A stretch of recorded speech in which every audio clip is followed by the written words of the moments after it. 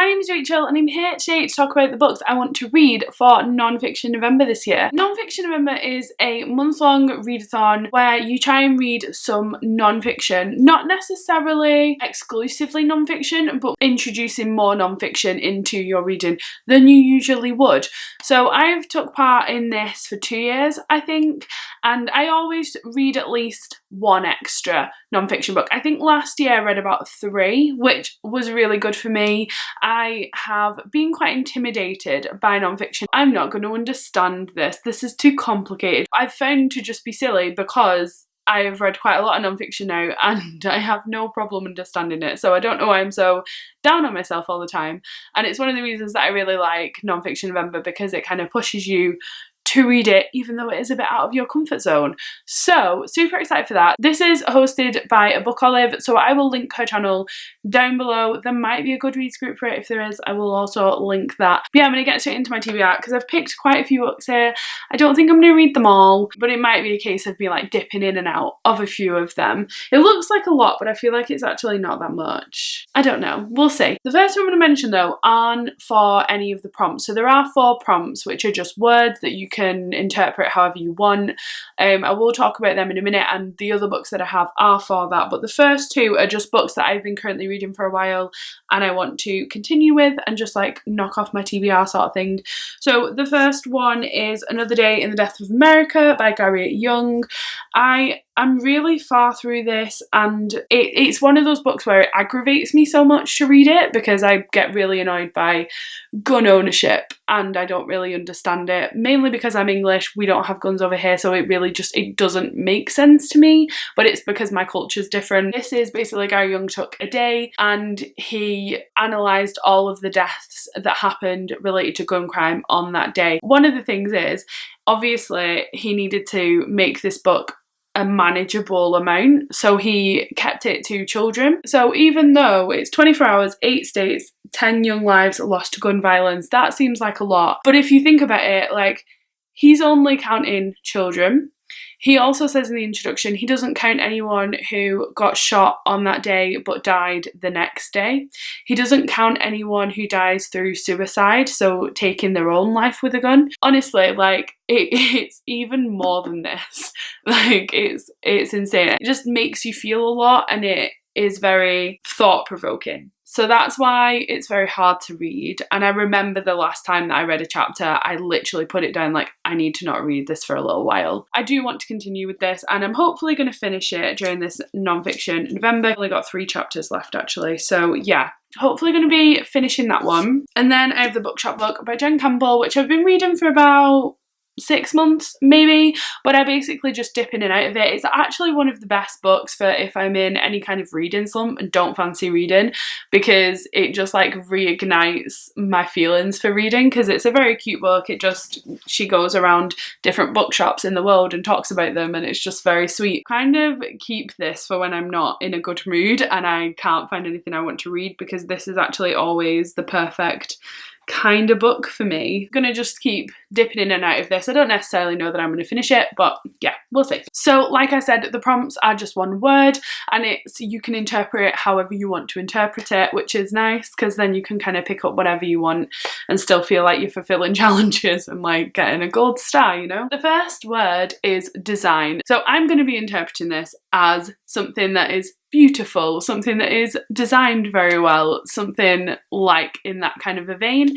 And that is because I want to read some graphic novels that are non-fiction. I love non-fiction graphic novels. They are some of my favourite graphic novels of all time. Things like Alison Bechdel graphic novels, Mouse, Persepolis, anything in that kind of vein. Relish, that is by this author. So all these books that I have are actually by the same author, but I have 3 graphic novels that I want to read and they're all by Lucy Knighsly. So I have French Milk, which is actually the first Lucy Knighsly that I heard of and wanted to read. This is about when she is in France for 6 weeks with her mum on holiday, and it's just all about her trip. And so she has photos in here, she has drawings, she has like diary entries, I think, anecdotes about her time there, things like that.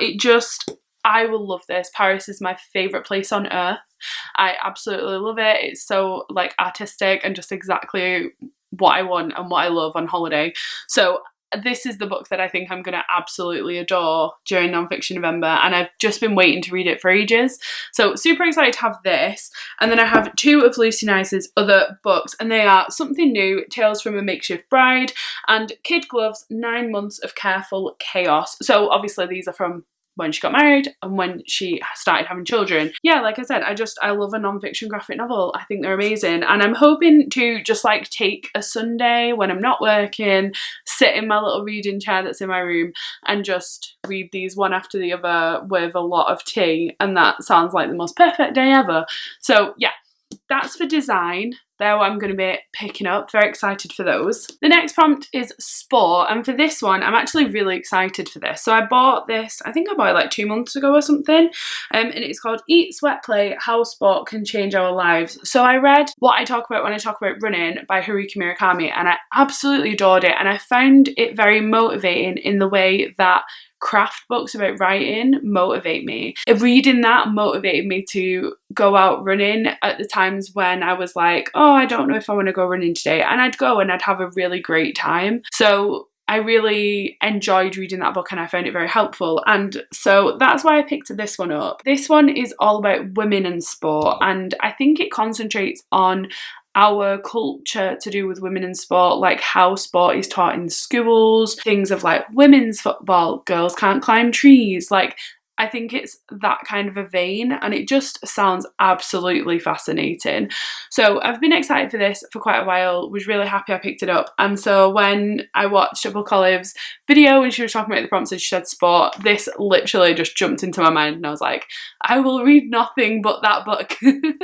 So yeah, really excited for that one. Then we have True, and for this I have 2 books. They are Foxes Unearthed, A Story of Love and Loathing in Modern Britain by Lucy Jones, and I Know Why the Caged Bird Sings by Angelou. I really want to read this one. This is very high on my TBR, just because it's just a book that everyone talks about as being one of the greatest books of all time. It's always on those like lists of like books to read before you die, and it just sounds like a really important book. So I really want to get to this one. Obviously I'm interpreting True as like a true life kind of story. We've got Foxes Unearthed, which I don't think I'm going to read all of. I think I'm just going to be dipping into this. This is all about foxes in England, the relationship we have with them, obviously fox hunting, and people just hate foxes in general here in this country.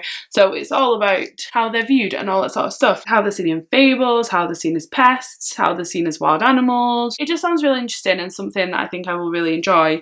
And this one follows Maya Angelou growing up in the American South in the 1930s and learning about white folks at the other end of town, and she is also raped in here. So not going to be the most fun thing ever, but I do think it's going to be very interesting. So we've got those. And then the last book I want to read is for Voice, and for that one I've got Why I'm No Longer Talking to White People About Race by Reni-Eddo Lodge. I have read like 30 or 40 pages of this in the past, that's why it's already got some tabs in, but it was one where I was picking it up with other stuff and I started reading it and I was like, no, I want to read this when I'm only reading this. The reason I'm picking it for Voice is that Reni-Eddo Lodge isn't necessarily someone whose voice would have been able to be heard a few years ago, not just a few years ago, maybe like 20, 30 years ago. It's someone whose voice can be out there now and can be a Sunday Times bestseller, which is great. One of the things I'm most excited for, which I've mentioned before, is that there is a chapter in here on the feminism question, and I'm guessing that that's going to be going into intersectional feminism and things like that. I find feminism fascinating in general.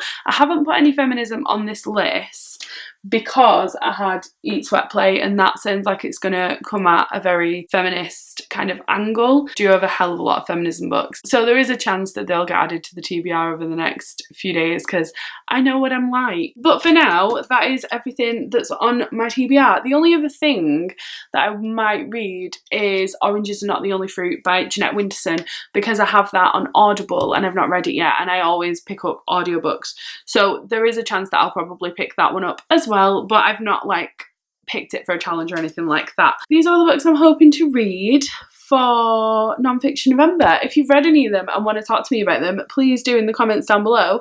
If you want to tell me which one to read first, that would also be great. You know, I'm not a very decisive person, so if people tell me what to do is great. Thank you very much for watching. I will see you in my next video. Bye!